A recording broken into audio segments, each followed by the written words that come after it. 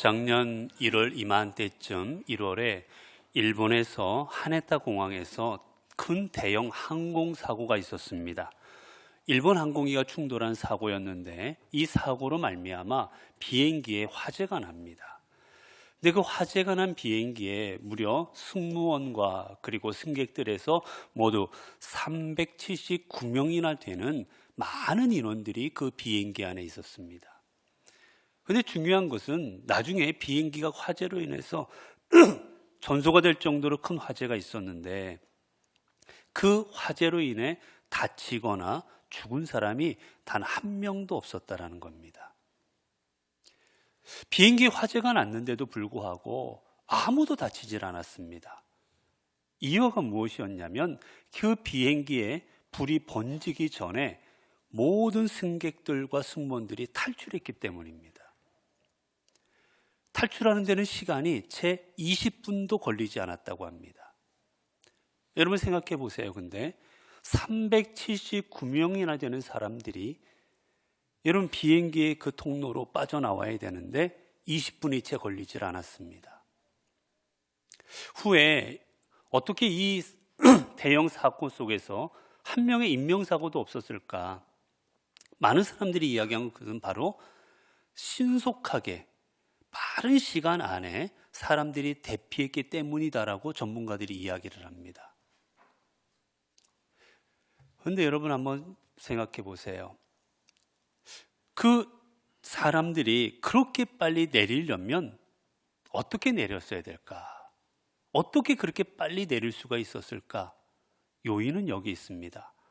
사람들이 아무것도 가지고 내리지 못했습니다. 그냥 몸만 내린 거예요. 자기가 가지고 있던 캐리어, 가방, 어느 것도 가지지 못하고 몸만 내렸기 때문에 신속하게 내릴 수가 있었던 겁니다. 근데 보면 여러분 분명히 사람들이 캐리어와 가방들을 비행기에 가지고 탔을 거예요.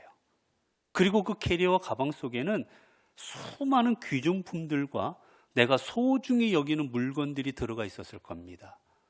어느 누구에게도 불피하는 물건들 하나도 없었을 거예요. 그런데 그들 중 어느 누구도 캐리어를 들거나 하고 내려오지 않았다라는 겁니다. 다 빈손으로 나왔다라는 거예요. 결국 빈손으로 나왔기 때문에 신속하게 대피할 수 있었고 그들은 생명을 구원할 수가 있었습니다. 이 사고를 통해서 우리는 교훈을 얻습니다. 여러분 내가 생명을 얻고 무엇인가 얻으려면 때로는 내가 소중히 여기는 것, 귀하게 여기는 것 포기할 줄도 알아야 됩니다. 만약 승객들이 내 귀중품, 내 캐리어 이거 꼭 가지고 내려야 된다고 만약에 그 안에서 다 자기 물건들을 가지고 내렸다면 아마 그들은 시간 안에 내리지 못했을 겁니다. 결국 많은 사람들이 죽거나 다쳤을 겁니다. 여러분 우리는 삶을 살아가면서 중요한 생활의 원칙 하나를 꼭 기억해야 되는데 그게 무엇이냐? 무엇인가를 얻으려면 무엇인가는 포기할 줄도 알아야 된다는 겁니다. 예술가가 좋은 작품을 만들려고 하면 어떻습니까? 예술가가 정말 훌륭한 작품을 만들려면 많은 것들을 포기합니다. 자신의 시간을 포기합니다. 누구와의 만남도 포기합니다. 내가 하고 싶은 것, 잠자고 싶은 것, 내가 원하는 삶을 포기할 때 좋은 작품을 만들어낼 수가 있는 겁니다. 만약에라도 예술가가 만나고 싶은 사람 다 만나고 하고 싶은 일 다 하고 자기 시간을 쓰고 싶은 것에 다 사용해 버린다면 결코 좋은 작품은 나올 수 없습니다. 여러분 우리의 주변에 이루어지는 수많은 일들 한번 돌아보시기 바랍니다. 우리 주변에 보면 안타까운 일들, 사건들, 사고들 수많은 일들이 벌어지고 있는데 여러분 이 수많은 일들의 근본 원인이 어디에 있습니까? 겉으로 보면 여러 가지 모습이 있지만 사실 근본으로 들어가 보면 여러분 그 근본에는 버리지 못함에 있습니다. 오늘 우리는 탄핵이라는 시국으로 말미암아 많은 혼란 속에 있습니다. 여러분 이 혼란이 왜 야기됩니까? 왜 이 땅에 정치가 이토록 그동안 힘들었습니까? 왜 역사 속에도 수많은 소용돌이가 있었습니까? 다 버리지 못해서였어요. 권력을 버리지 못하고, 힘을 버리지 못하고, 그리고 내 가지고 있는 여러 가지 기득권들을 버리지 못하고, 내가 가지고 있던 것들을 내려오지 못함으로 인해서 사실은 이 땅에 수많은 일들이 벌어지게 된 것입니다. 결국은 이런 우리의 삶이 정말, 아니면 우리 이 사회가 아름다운 사회와 아름다운 삶이 되려면 우리는 내가 얼마나 내려놓느냐에 따라서 우리의 삶과 우리 사회는 아름답게 되어질 겁니다. 오늘 본문 속에 보면 한 부자 청년의 이야기가 나옵니다. 이 청년은 예수님을 사모했습니다. 예수님을 존경했습니다. 어떻게 하면 저 예수님 곁에서 영생을 얻고, 저 어떻게 하면 예수님으로부터 가르침을 받고 예수님 곁에서 내가 구원의 삶을 살아갈 수가 있을까? 그는 젊은 나이에 부자임에도 불구하고 생각이 바랐던 사람이에요. 그렇게 그는 사람들과 달리 주님 앞에 내가 어떻게 영생을 얻겠습니까? 라는 질문할 정도로 그는 소위 말하는 괜찮은 사람이었습니다. 주님께서는 그의 모습을 보고 그를 사랑하십니다. 그를 기특하게 여기세요. 그래서 그에게 말씀하십니다. 내게 있는 재물을 팔아서 많은 사람들에게, 가난한 사람들에게 나누어 주어라. 내가 지금까지 율법 지키고 지금까지 하나님 말씀대로 잘 살아왔는데 마지막 하나, 너의 재물을 팔아서 가난한 사람들을 도와주어라 말씀하십니다. 여러분, 이 관원, 젊은 이 청년은 자신의 인생에 있어서 최고의 전환점에 지금 서 있는 그 시간이었습니다. 그토록 존경하는 그 예수님으로부터 칭찬받고 예수님을 따를 수 있는, 결국 그로 인해서 영생을 얻고 구원받는 삶을 살아갈 수 있는 아주 중요한 전환점에 서 있었습니다. 그런데 결론으로 말하면 이 청년은, 이 부자 청년은 주님을 따르지 못합니다. 성경에 보면 근심하며 주님을 떠나갑니다. 왜냐하면 자신의 재물을 내어놓을 수가 없었기 때문이에요. 자신의 재물을 포기할 수 없었기 때문입니다. 결국 재물을 포기하지 못했을 때 그토록 원했던 주님 곁에 남지를 못합니다. 주님을 따르는 삶을 살아가지를 못합니다. 그 떠나가는 그 청년을 보고 주님은 안타까워하시면서 말씀하시지요. 오늘 본문에 보니까 주님이 말씀하십니다. 오늘 본문 속에서 하나님의 재물이 있는 자는 하나님의 나라에 들어가기가 심히 어렵도다. 재물이 있는 사람은 하나님 나라에 들어가는 게 어렵다. 그리고 말씀하세요. 얼마나 어렵냐면 낙타가 바늘길을 통과하는 게 더 쉬울 것이다 라고 말씀하십니다. 왜 주님께서 이런 말씀을 하셨겠습니까? 정말 불가능하다라는 것 때문에 그렇게 말씀을 하셨을까요? 아닙니다. 이 말씀을 하신 이유는 그만큼 어렵다라는 것을 강조하신 겁니다. 즉 부자는 자신의 재물을 포기하기가 쉽지 않습니다. 부자는 자신의 재물을 생명처럼 여깁니다. 여러분 주변을 돌아보십시오. 주변을 돌아보면 많이 베푸는 분들이 있습니다. 그분들 중에는 정말 재물이 많은 분들, 훌륭한 분들도 있습니다. 그런데 정말 베푸는 분들을 보면 없는 분들이 더 많습니다. 없음에도 불구하고 작은 것 하나까지도 더 베푸는 분들이 훨씬 많습니다.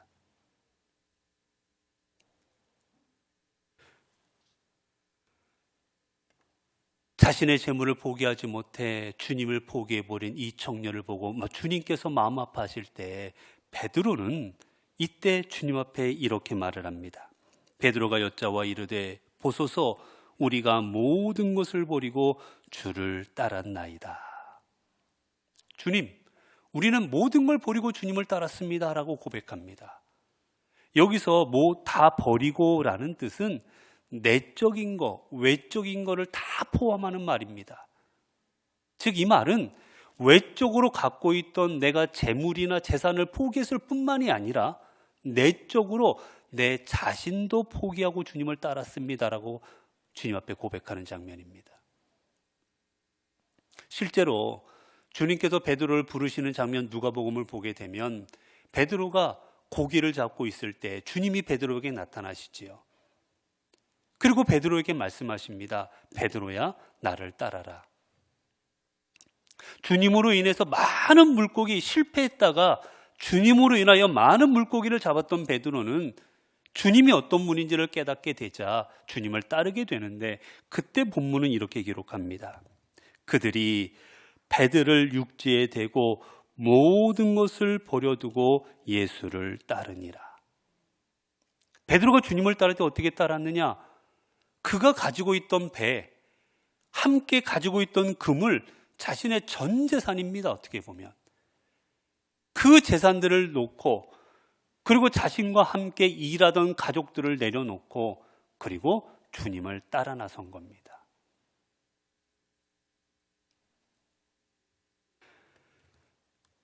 그리고 주님께서 세리였던 레위를 부르시는 장면이 또한 성경에 나와 있는데, 레위가 세관에 앉아 있는 것을 보시고 주님께서 나를 따르라고 명령하시자 레위가 어떻게 주님을 따르느냐?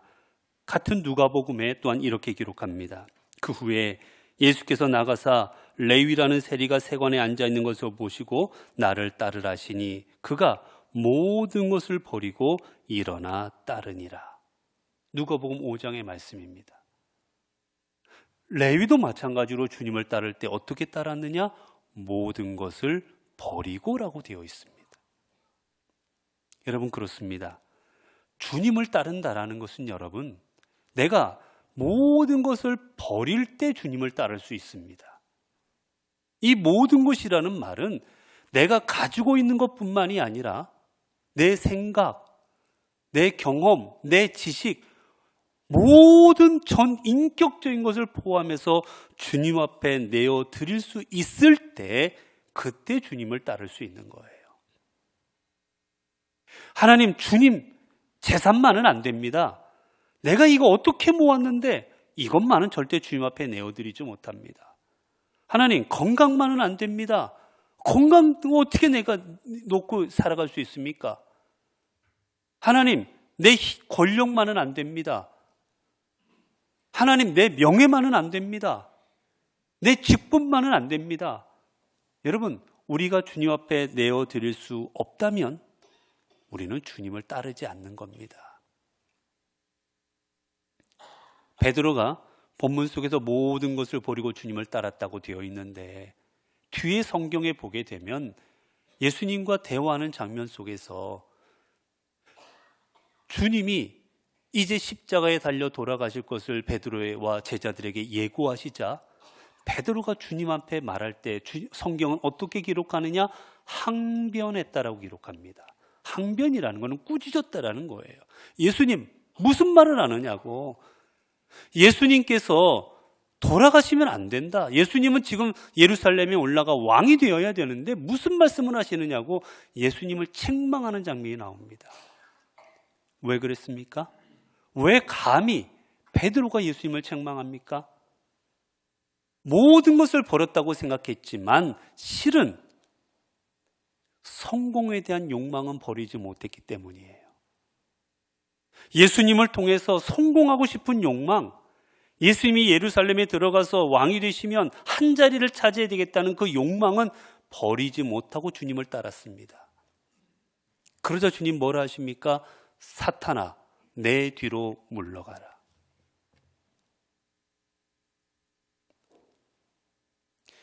우리가 성경에 보면 외경이라는 게 있습니다. 외경이라는 것은 성경에 기록된 우리가 정경, 우리가 지금 읽고 있는 이렇게 66권에는 들어오지 않았지만 읽어서 도움이 된다라고 하는 것들을 외경이라고 부르고 가끔 읽기도 하고 사용도 합니다. 캐톨릭은 사용하고요. 근데 거기에 보면 베드로 행전이라는 게 있는데 그 베드로의 마지막 모습이 나옵니다. 마지막 모습이 뭐냐? 베드로가 네로에 의해서 예루살렘에 로마의 그 압박이 심해지고 수많은 사람들이 순교를 당합니다. 그러자 베드로를 사람들이 피신시키고자 합니다. 이곳에 있지 말고 저 시골로 도망가시라고. 그러자 베드로가 자신의 목숨을 구하기 위해서 도시를 떠나 시골로 내려갑니다. 그때 길가에서 한 소년을 통해서 주님의 음성을 듣습니다. 베드로야, 어디 가느냐? 핍박이 심해서 지금 제가 도망가고 있는 중입니다. 근데 주님께서 거꾸로 가시는 거예요. 주님 어디로 가십니까? 근데 그래서 주님 말씀하시지요. 내가 버리고 떠나는 그 성도들을 향하여 나는 다시 십자가에 못 박히고자 도심으로 들어간다. 그 말 듣고 깜짝 놀라서 베드로가 주님 제가 가겠습니다 라고 말하고 다시 시내로 로마로 들어와서 십자가에 못 박혀 죽게 됩니다. 여러분, 하나님을 섬긴다라는 것은 마지막 내 생명까지도 하나님 앞에 내어드려서 그분께서 사용하시는 대로 내어드리는 것, 그게 주님을 따르는 겁니다. 근데 우리는 많은 경우 주님을 따른다 하면서도 우리를 결코 하나님 앞에 내어드리지 못합니다. 겉으로는 내어드린다고 합니다. 겉으로는 예배드리고 헌신하고 봉사하고 직분을 받고 겉으로는 우리는 하나님을 따른다고 합니다. 그러나 실상을 보면 여전히 주님을 따르는 게 아닙니다. 왜냐하면 우리 자신을 버리지 못했기 때문입니다. 주님께서 뭐라 말씀하십니까? 무리와 마가복음 8장 34절을 보면 무리와 제자들을 불러 이르시되 누구든지 나를 따라 오려거든 자기를 부인하고 자기 십자가를 지고 나를 따를 것이니라. 여러분, 주님 말씀하셨어요. 나를 따른다는 게 뭔지 아느냐? 너희 자신을 부인하는 것이다. 그리고 너희 자신을 십자가에 못 박는 것이다. 여러분, 십자가에 못 박는다는 게 무엇입니까? 십자가에서 죽는 겁니다.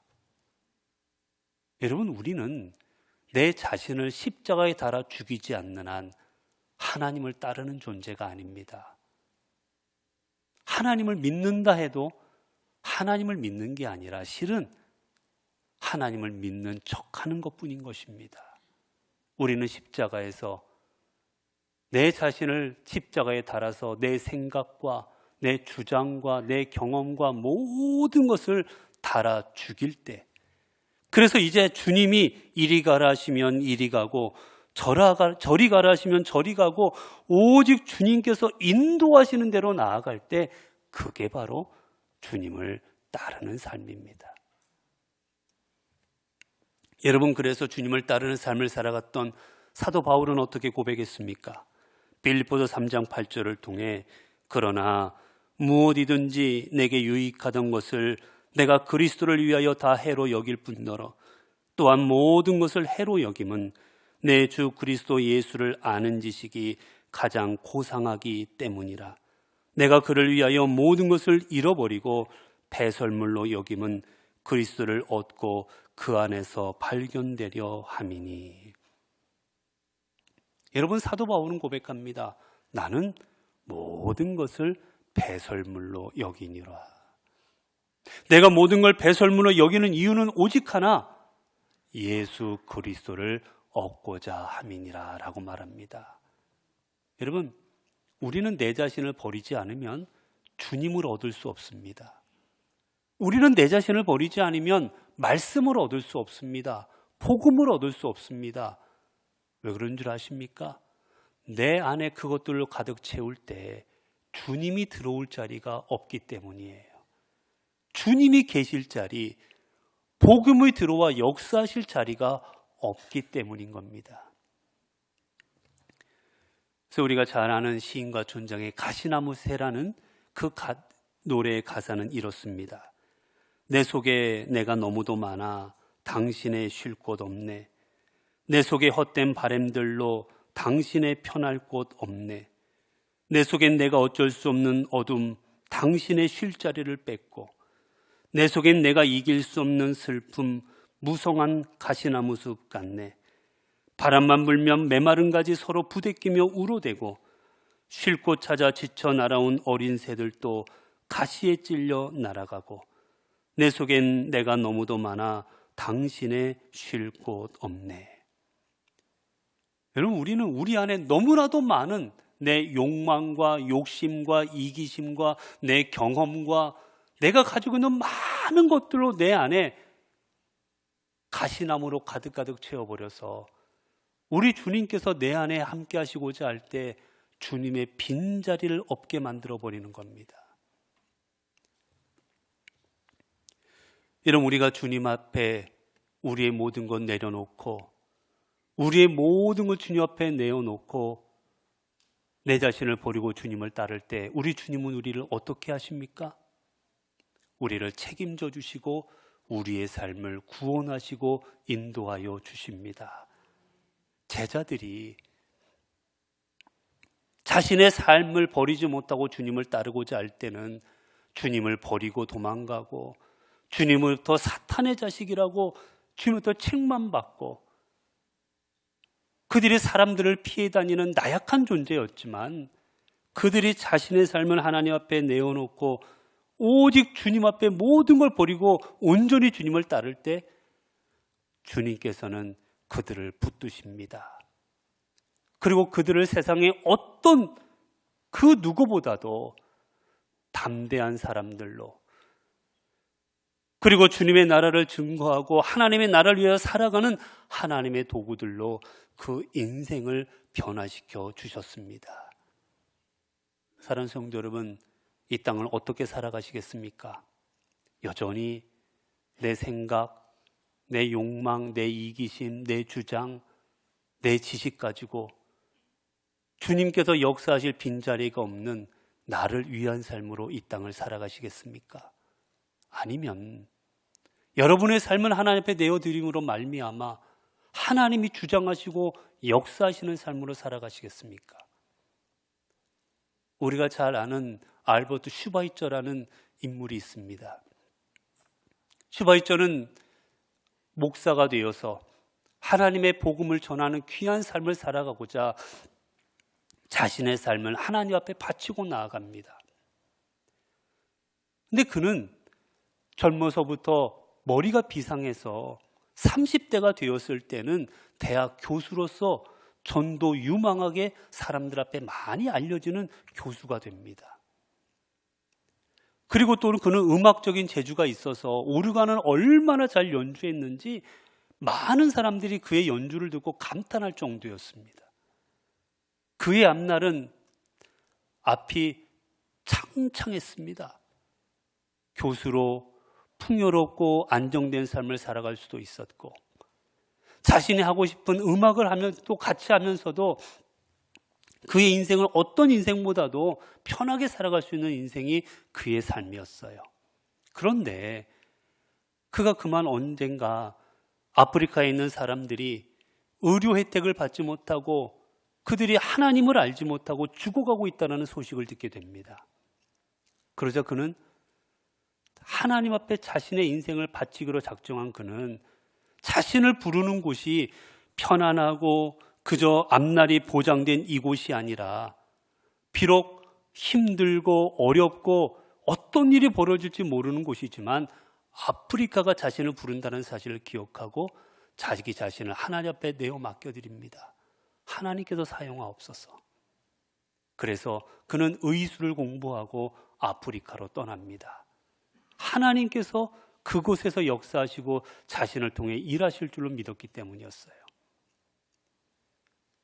수많은 어려움들이 있었지만 하나님 앞에 그의 인생을 바쳤을 때 여러분 슈바이처의 인생은 어떻게 되었습니까? 그의 인생은 세상의 어떤 사람보다도 수많은 사람들에게 선한 영향력을 끼친 자리, 수많은 사람들에게 존경받는 자리, 하나님의 사람으로 쓰임받는 자리에 그는 서게 되었던 겁니다. 여러분 그렇습니다. 여러분의 인생이 하나님 앞에 쓰임받기 원하십니까? 올 한 해 하나님의 손에 붙들려 살아가길 원하십니까? 올 한 해 하나님의 인도하심 가운데 살아가길 원하십니까? 그렇다면 오늘 본문에 나오는 제자들처럼, 그리고 성경의 사도 바울처럼, 그리고 슈바이처처럼 여러분의 것을 버리고 그리고 주님 앞에 내어드리고 주님을 따르시기를 바랍니다. 그리할 때 하나님께서 제자들의 삶을 외면하지 아니하시고 그들의 인생을 통해 놀라운 일을 이루셨듯 하나님 여러분 한 사람 한 사람을 하나님의 사람으로 삼아주시고 이 땅을 향한 하나님의 사도로 삼아주셔서 여러분을 통해 이 땅을 새롭게 하시고 이 땅을 아름다운 하나님의 나라로 만들어 가실 것입니다. 기도하겠습니다. 은혜로우신 아버지 하나님, 오늘도 말씀을 통해 저희들에게 진리의 빛을 비추어 주시니 감사합니다. 주님께서는 저희들을 위해 자신을 버리사 십자가를 지시고 구원해 주셨건만 저희들은 주님을 따른다면서도 주님을 위해 우리 자신을 버리지 못하고 있었습니다. 여전히 죄 가운데, 여전히 욕망 가운데, 여전히 나를 위해, 여전히 나 중심으로 살아가고 있었습니다. 이제 우리 자신을 버리고 주님을 따르게 하여 주옵소서. 우리의 모든 것을 버리고 주님을 따를 때 제자들이 주님의 사도가 되어 예루살렘과 이스라엘과 온 땅을 새롭게 하였듯 오늘 저희들도 주님의 제자 되어 저희들을 통해 이 땅이 새롭게 되고 이 땅이 좀 더 아름답고 살기 좋은 주님의 나라가 되도록 이끌어 주옵소서. 우리 주 예수 그리스도 이름으로 기도드리옵나이다. 아멘.